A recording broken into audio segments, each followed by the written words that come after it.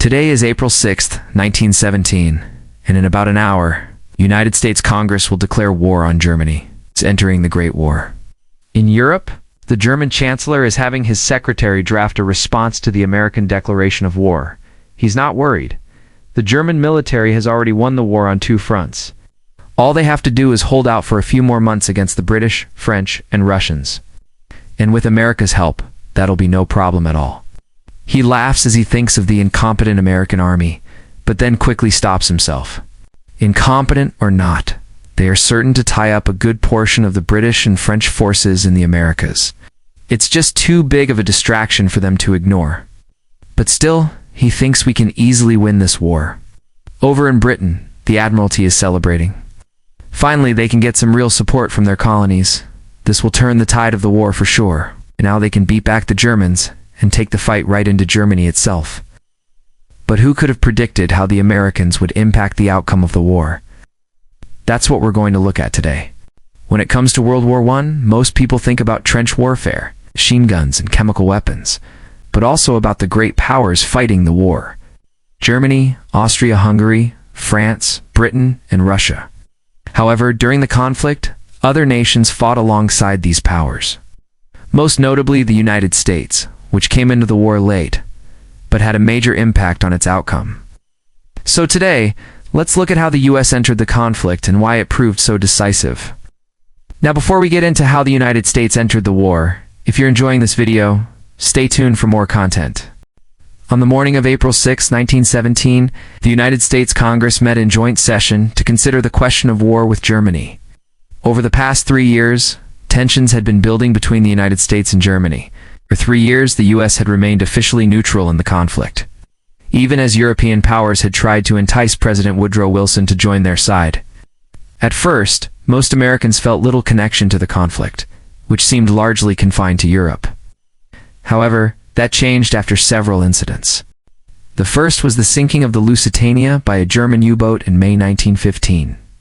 On May 7, 1915, the British passenger liner RMS Lusitania was traveling from New York to Liverpool when, without warning, a German submarine fired upon her and sank the ship off the coast of Ireland. Of the almost 2,000 people aboard, 128 were Americans, many of whom had been traveling to visit family in the United States. While the U.S. government did protest the sinking, it did little to change the public opinion on the conflict. However, that all changed 3 years later, when on January 1917, the British intercepted a telegram sent by German Foreign Secretary Arthur Zimmermann to the Mexican government proposing a military alliance between Mexico and Germany. If the United States were to enter the war against Germany, Zimmermann proposed to Mexico should immediately declare war on the U.S. and attempt to recover the territories it lost in the Mexican-American War, such as Texas, New Mexico, and Arizona. In addition to recovering these territories, the Germans offered the Mexican government financial assistance to help modernize its military and navy. But the most important thing that the German diplomat offered was the assurance of military support from Germany. The proposal shocked the American public and immediately swung public opinion toward intervention. While the validity of the plan is sometimes challenged, there is little doubt that it greatly contributed to the decision to go to war. So, over the next 2 months, the U.S. prepared for war. Wilson created the Committee on Public Information to drum up support for the war. Congress began debating whether to declare war on Germany or Austria-Hungary. Eventually, the U.S. decided to enter the war on the side of the Triple Entente, primarily because of their naval superiority. By joining the conflict, the U.S. would help block the Germans from invading Britain and potentially winning the war. On April 6, 1917, following a short debate, the United States Congress voted 346 to 13 to declare war on Germany. With the American entry into the conflict, the balance of power tipped heavily in favor of the Allies. However, the effect of the American entry on the war would not be felt for another year. During 1917, the U.S. focused on building up its forces and training new recruits. By the end of the year, almost 2 million men had been drafted into the military. But all of these men needed supplies and equipment, something that would take time to manufacture. Meanwhile, the U.S. desperately needed to get those supplies across the Atlantic Ocean to Europe. This required the construction of new merchant ships and escorts to protect those ships from German U-boats. As such, 1917 was essentially a year of preparation for the United States. In the meantime, the rest of the world did not sit idle. During 1917, the Russian Revolution occurred, which removed Russia from the war and focused the German military in the West. In response, the British launched a series of offensives in Palestine and Mesopotamia. They even managed to capture the city of Jerusalem in December. Meanwhile, on the Western Front, the war of attrition between the Germans and the British continued.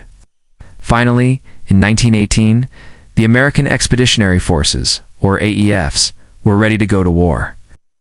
However, this would prove to be a costly mistake.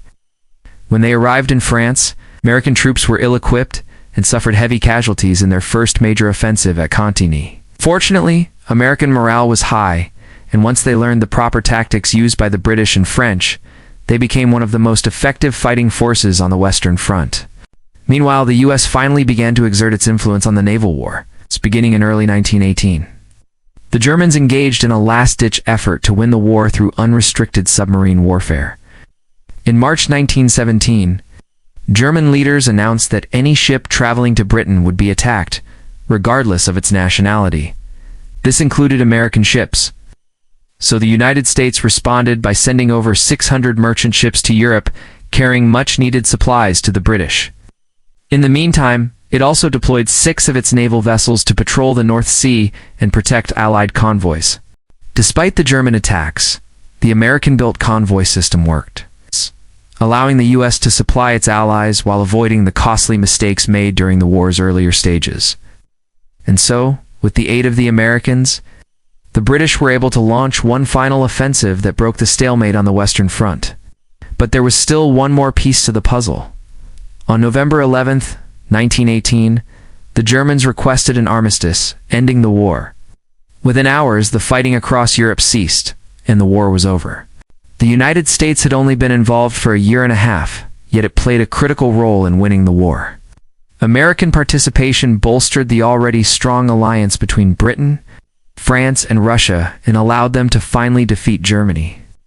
So to sum up the American involvement in the war, first, let's look at their contribution to the war on the Western Front.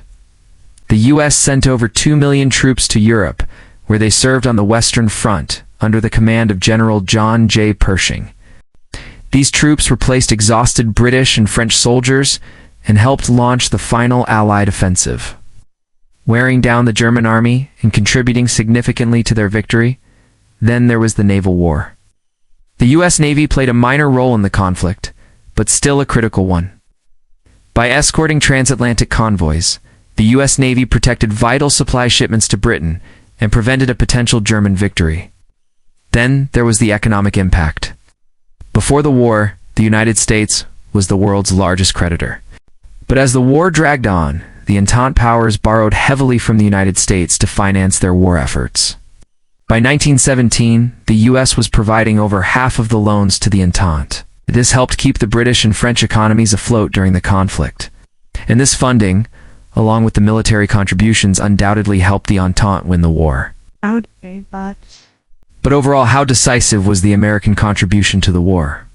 Well, many historians argue that the United States played a critical role in winning the war. Firstly, the American entry into the conflict provided a huge morale boost for the Allies. It demonstrated that the conflict was truly a global war, and that no matter how dire things looked, the Allies would not give up. Secondly, the sheer size of the American military meant that it was able to replace exhausted troops on the front line and bring in fresh troops to continue the fight. This ultimately helped break the stalemate on the Western Front. Thirdly, the economic resources of the United States were critical to the Entente, especially the British. After 3 years of war, the British economy was strained, but with American aid, they were able to keep fighting.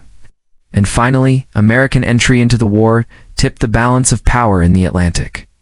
American naval forces escorted supply ships across the Atlantic, ensuring that the British received the supplies they needed to win the war.